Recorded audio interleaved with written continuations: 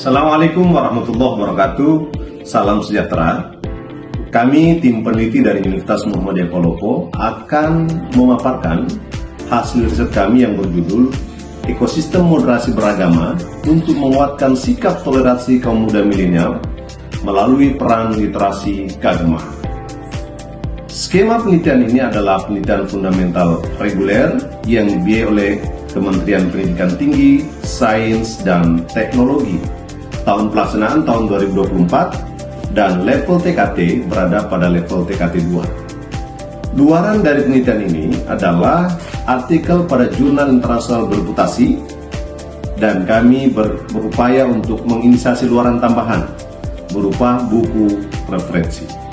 Saudara sekalian, moderasi beragama bukan untuk memoderasi agama. Karena sikap moderat itu sudah ada dalam agama itu sendiri. Moderasi beragama adalah upaya untuk mengubah cara pandang dan sikap umat beragama dalam menerima perbedaan.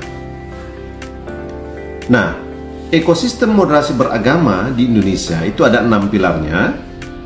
1. Masyarakat, 2. Pendidikan, 3. Keagamaan, 4. Media, 5. Politik, dan 6. Negara. Inilah yang perlu dikuatkan. Nah, hasil penelitian kami menunjukkan bahwa sebenarnya ekosistem moderasi beragama di Indonesia itu telah membentuk pola yang konstan. Tetapi ada 3 aspek yang masih perlu dimaksimalkan, yakni pada aspek keagamaan, kemudian pada aspek negara, dan pada aspek media.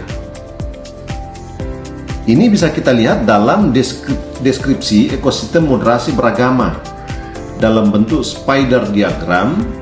Ini bisa kita saksikan bahwa belum membentuk pola yang sempurna.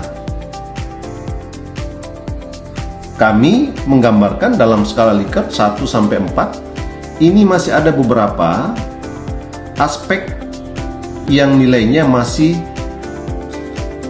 di bawah 3, dan sebagian besar memang nilainya sudah sempurna, sudah di angka 4. 3 tadi yang perlu dimaksimalkan. Yang kedua, pada deskripsi literasi keagamaan dan sikap toleransi. Nah, pada aspek literasi keagamaan, nilai rata-ratanya sudah di atas 3.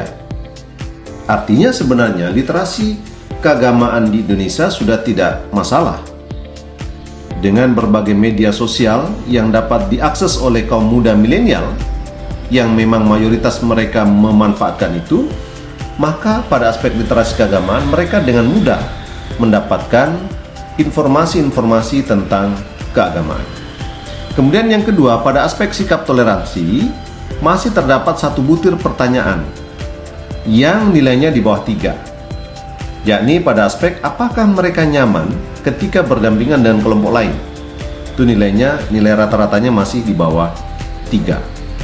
Nah, kemudian dari deskripsi itu maka kita masukkan ke dalam Smart PLS, ya. Kita buatkan outer modelnya. Dan dari outer model itu kita anggap valid dan reliable. Kenapa valid? Karena HTMT rasionya itu di semua variabel nilainya 0,9. Jadi ini dinyatakan valid. Kemudian untuk reliabilitas, ya, Cronbach alpanya, nilai komposit reliable-nya itu di atas 0,7. Sehingga dapat dinyatakan bahwa model SEM yang dianalisis telah reliable. Nah, yang ketiga, ini yang paling penting. Bagaimana peran pilar ekosistem moderasi beragama tadi dalam melakukan literasi keagamaan? Pertama, kita akan lihat dari aspek input, bahwa negara kita itu adalah the real diversity country. Ya, satu negara yang banyak perbedaan dari aspek agama, aspek etnis, ras, budaya, dan lain sebagainya sebagai input.